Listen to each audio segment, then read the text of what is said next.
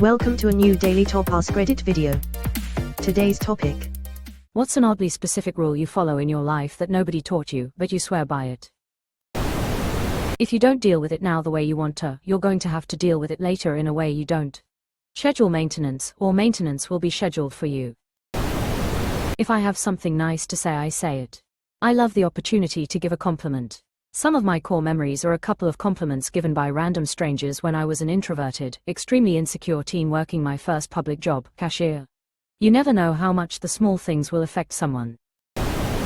Talk about people like they've wiretapped you. It's not about being nice. It's the idea that even if I do bitch and complain about someone, I want to at least be able to justify why I said it. I see too many people get caught up in venting and forget to check if they even believe what they're saying. It's a pretty simple rule, but it cuts out so much pointless internal drama and petty grudges. I'm like this too. I try to be fair when I'm bitching, and I remind myself that I'm not perfect either, and they might feel equally entitled to be mad at me. It's all about perspective. I add in the strict rule is I will never say something about someone I wouldn't directly say to their face. If I'm prepared to talk shit about someone, I better be able to do it to them. So far, this has kept me from saying things I later regret. I measure my words, but know that if I've said them I must be prepared for the fallout of saying them. Draft the email before putting in the @ guarantees you won't accidentally hit send. I do this. I also add the attachment before anything. Well, I try to. Every few days, I check in on a different friend. I typically just send a simple, "How's it going?" with an article or meme attached that I think they'd find interesting. 99% of the time, everyone is fine or good, but man, when that 1% hits and someone is in the hospital or getting a divorce or moving across state lines and worried, I'm glad I checked in. This is a really good thing to do. You're a good friend. Relax and realize it's not about you. And stop attaching meaning to everything.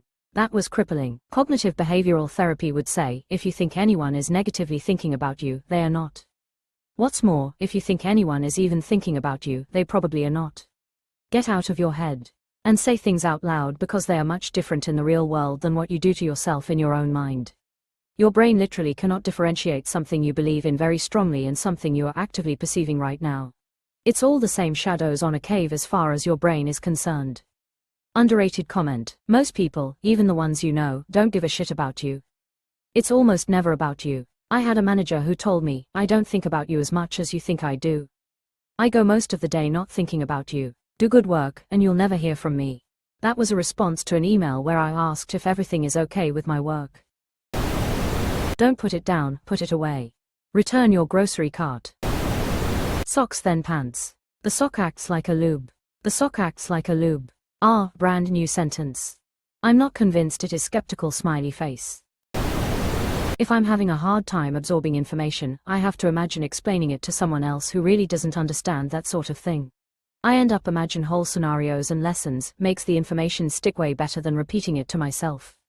To teach is to understand. I worked as a tutor throughout college and it really helped me. Correct spelling and pronunciations of names shows an effort of being respectful. It's rooted in the fact that so many misspell my name, and it tells me they don't think details matter, when detail is everything. I'm a nurse, and if I'm uncertain of how to pronounce a name, I always ask. I also tell them that I may not get it right next time, but please correct me if I get it wrong. We only see our patients every few months. One of my neighbors is a nurse, her name is Keelan. She has offered to put a simplified and anglicized version of her name on her ID card and name tag because a lot of her patients struggle with it. But she's not allowed to due to the nursing registration rules in this country. Which I suppose makes sense because it's an Irish name and this is Ireland. We live in a strange place where the Constitution states that Irish is our first and primary language, but that English is a perfectly acceptable alternative, and as a result 90% of the population only speaks English. Anyways, it's pronounced Keelan. Irish names are awesome. When life gets shit, I allow myself an evening of pure wallowing. Ice cream, sobbing, the works. And then I keep going. Some weeks need 3 wallow evenings. But I keep going. There's a bridge over the river where I am, and just after my ex-husband announced that he wanted a divorce, I drove out there at midnight. I walked up on that bridge in the cold night and sat down, looking over the water. I sobbed my entire soul out for over 2 hours. Yelled at the sky, screamed into the dark, ugly cried, the whole gamut. That was my one and only real emotional response to the whole thing. Since then I've kept a stiff upper lip and just got on with things. But I really needed that midnight cry session all on my own. After my dad passed, I ended up in the grass in the rain middle of the night just losing my shit. My son asked my husband if they needed to do something. He said she was going to have to get it out sometime. They just sat on the steps of the deck and watched me. It was amazing. Yep, when I got my chronic illness diagnosis, I spent a night under the covers sobbing in the fetal position. I'm proud of you, and myself, for continuing to go on. Hopefully we both won't need that many wallow evenings in future. All trips begin in the bathroom, whether you need to go or not. Doesn't matter if it's a cross-country road trip or a 5-minute jaunt to the gas station, I will at least attempt to pee first. On a long road trip, sure, but please do not do this regularly. I am a pelvic floor therapist and we call this just-in-case peeing, and it's such a common source of bladder hypersensitivity and even incontinence. A 5-minute jaunt to the gas station should not require peeing first. You're basically training your bladder to have zero tolerance for holding urine if you keep attempting to pee when you don't have to. Trust me, break this habit. Never take the item at the front of the display at a grocery store, take one of the ones behind it. My wife stands over me as I get the first carton of milk saying, from the back. She's a back milk driver. Trust my gut instinct. Something doesn't feel right. Leave. Someone doesn't seem right. Leave. Spidey sense is very underrated. If the hairs on the back of my neck stand up, I'm dipping out. I like to explain the spidey sense like this: I am noticing many more things than I am aware of. The gut feeling comes from something that I've noticed without necessarily knowing, or a few small things that add up. Does that make sense to you? I look at it as my body sending data that I can't interpret yet. A giant pile of data going into a black box that, when I have time, I can sort it out. Unfortunately, it's really hard to apply this good piece of advice when you suffer from general anxiety. Nothing never feels right. Say nice things about people even behind their back. Adults have to stand for what they say. I'm done trying to read between the lines and guess at maybes. Saves a lot of energy. Being honest and good for your word eases so much anxiety, too. It's easy to gloss things over, but then you carry that and have to control future outcomes. Every time I see a child wearing glasses, I make it a point to say, I really like your glasses. As a middle schooler who had to wear glasses for the first time, the level of self-consciousness that I put myself through was off the charts. Even if only 1 out of every dozen children reacts positively, it's worth it to me. I once saw a kid with this super cool hearing aid. Like bright colors and sleek. I just blurted out, "Your hearing aid is so cool." Then I sort of wondered if that was rude, but later I decided it wasn't. Normalize medical equipment. If I open the fridge and don't find anything good, I still check the pantry. Then fridge again. As if snacks magically respawn. Your standards are lowered every time you loop back to the fridge. After loop 3 I decide I'm not hungry anymore. Ugh, nothing in here but mustard and pickles. Guess I could go for some mustard. Quote.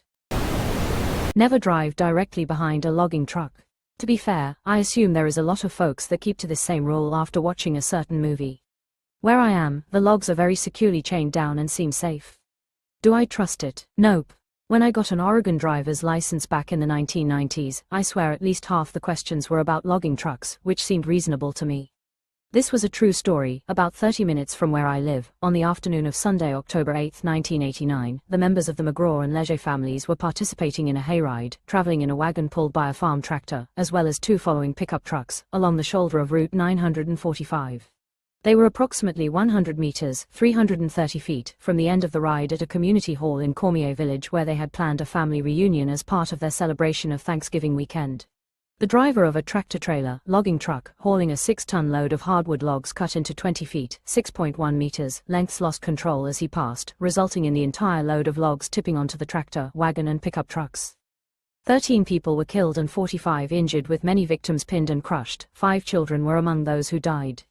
Emergency responders from the RCMP in Shediac, volunteer firefighters from Cap Palais and numerous ambulance paramedics from across Westmoreland County responded.